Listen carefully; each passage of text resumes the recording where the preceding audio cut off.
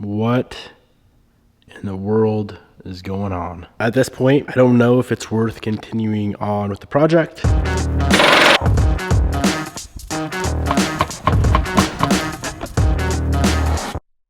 And y'all thought that I wasn't gonna do the rest of the car. There's no way I can do all this work back here and leave the rest of it looking like this.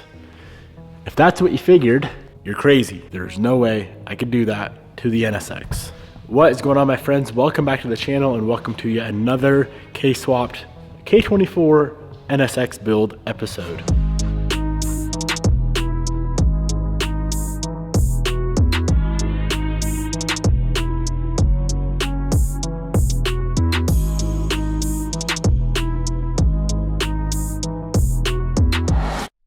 We are at kind of a standstill, a pretty big standstill with the rear of the car. We're waiting on a bunch of parts to come in. It's so tough building cars during the holidays because you have New Year's, you have Thanksgiving, you got Christmas, all that stuff just delays parts and shipments a lot. So being that we are at a standstill with the rear of the car, we're gonna move on to the rest. And what I mean by the rest is everything from this right here all the way to this. I decided to build the car a little bit differently than I've done restorations in the past, kind of do it in two different parts. First being, of course, the rear of the car with the motor swap, making sure all that's gonna work together. Of course, we still have a long ways to go in the rear, but like I said, man, we're at a standstill, we're at a stopping point with that. So it's a perfect opportunity to go ahead and pull this car off the lift, flip it around, and tackle everything up front. Now, the front's gonna be super simple because there's really nothing to it. You have the power steering rack, some suspension arms, of course the knuckles, things of that nature. If you haven't noticed, we haven't done any sort of body work on any of the exterior panels yet. I haven't decided exactly what we're gonna do there, but that's later on. We got a long ways to go before we move on to exterior of the car. So let's go ahead, rip this thing off the lift and get it flipped around. We do have a little bit of an issue here. You can see this front wheel is pushed back. I believe we just have a bent lower control arm. So that should be easy to fix and replace later on. Let's go ahead and get this thing flipped around on the lift. I'm gonna install the current rear coilovers I have for the car. I have a new set coming, and install the wheels just so it can wheel around a little bit easier.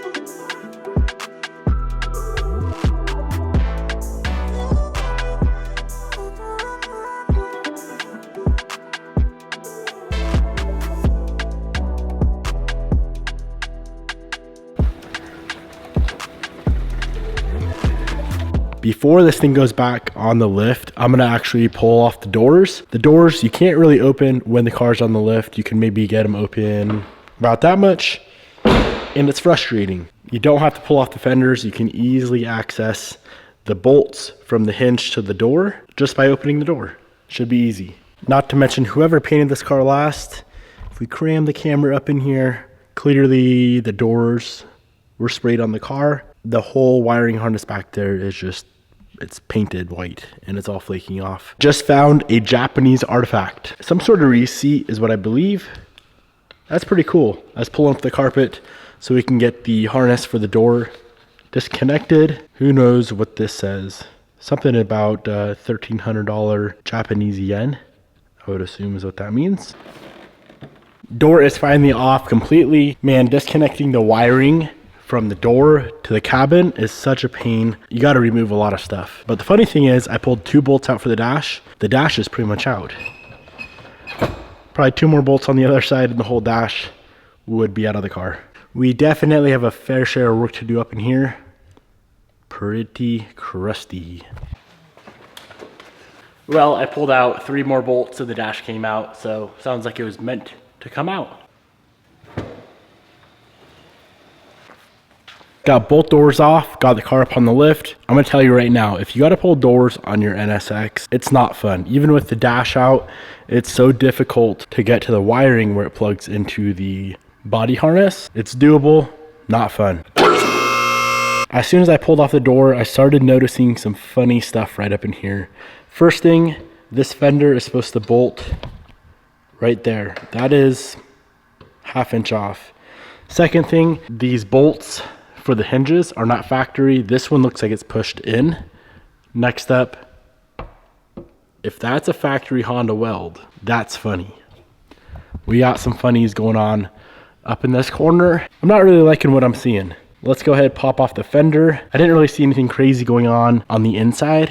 The dash looks fine, the firewall looks fine. But let's pop the fender off and see what all is going on with this side.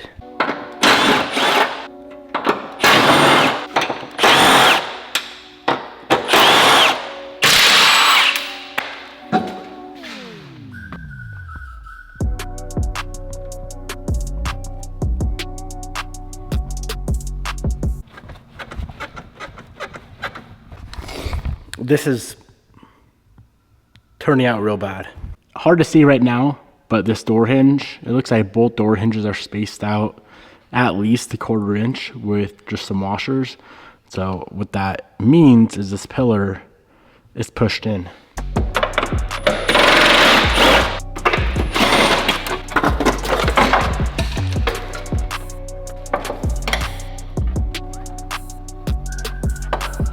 Yeah, this is not good whatsoever. Fender was spaced up. You can see it's all riveted back together right there. A cut right there that appears they tried to weld it back together. It's cracked right here. And then if we come underneath, look at those welds there. That guy's cracked. Those welds are looking like my welds. And then this whole side right here looks like it's crunched in. There's our nice little spacers spacing out the door hinge so it sits more flush with the fender. What in the world is going on?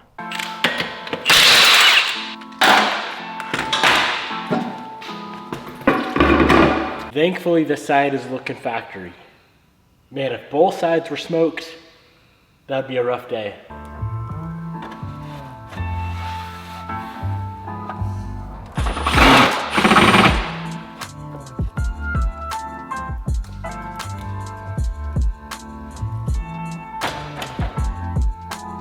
Other than some funny wiring things, this side looks factory, which is good. I think the most amount of damage is going to be visible as soon as we pull off the headlight.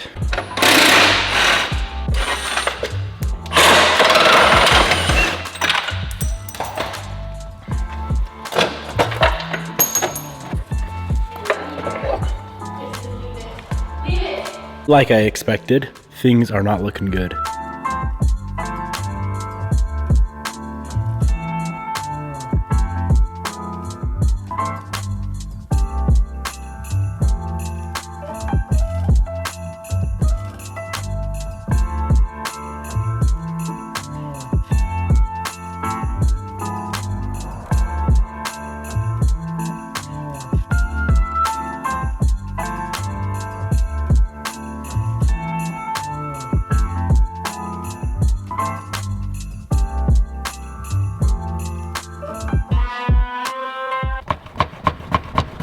Here's what I'm seeing so far.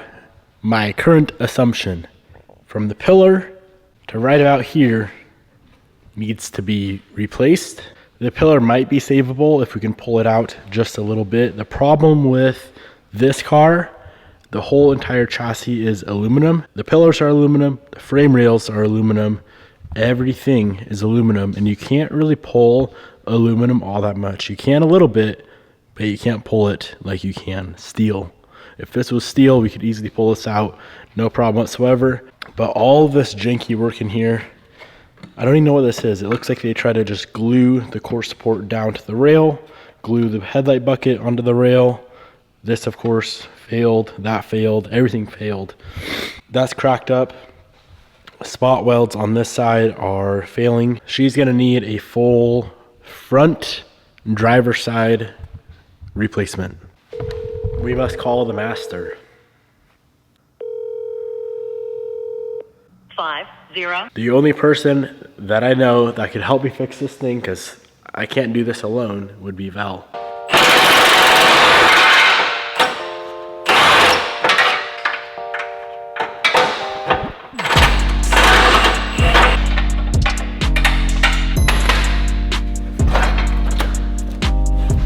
Nice.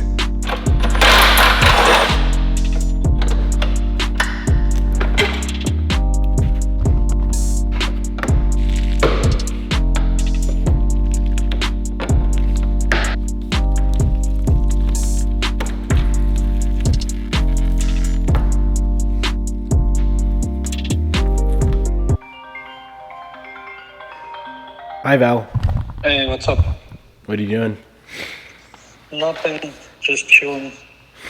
Are you coming to town anytime soon?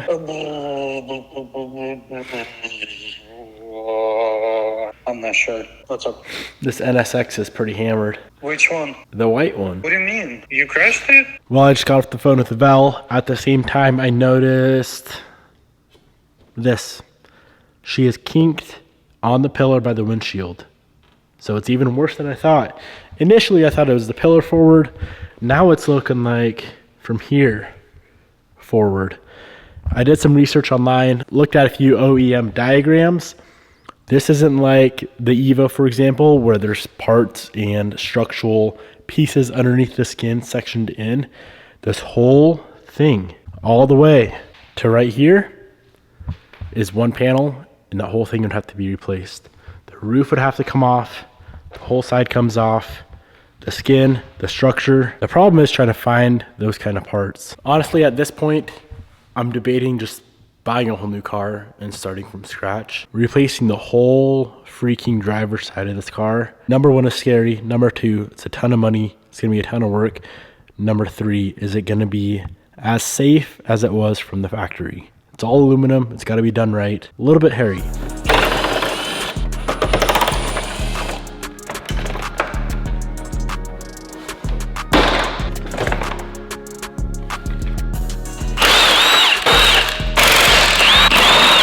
The rest of the day, I'm just gonna focus on getting all of this stripped out of here. I'll probably leave the suspension components in here for now, just so we can put wheels back on it and wheel it out of the shop. I am suspecting finding structural parts for this car is going to take a very, very long time. So we might have to get it out of here for a bit and work on something else. We need access to the frame rail, the strut tower.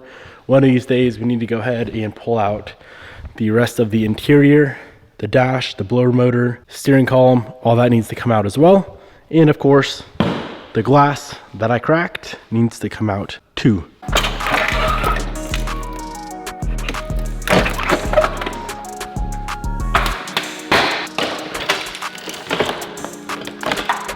Nice.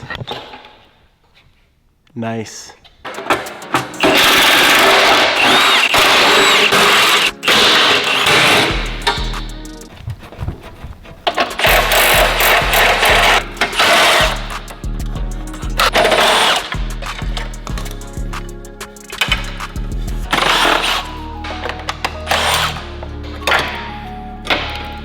We are making some really good progress. I'm on to the ABS system. This thing is slightly overcomplicated. I did some reading online. There's a few different companies that actually make ABS delete kits, and it seems like a lot of people prefer ABS deleted on these cars versus ABS active. So I might be deleting all of that. That would really clean up this whole area. Not to mention, that's some ancient technology right there. Well, guys, I think this is the point where I'm gonna have to take a break and do some serious thinking on this project. I pulled out the ABS module, took a peek back here, and sure enough, I don't know if you guys can see that, but the firewall is crunched in and buckled as well. At this point, I don't know if it's worth continuing on with the project or if we can somehow source a strut tower, a pillar, pretty much this whole side, a firewall, a headlight bucket, a core support. This girl needs a ton of love. a lot of work. Or do we just find a different shell? Ideally a clean, non-wrecked, non-dickered with shell, and kind of redo everything we've already done.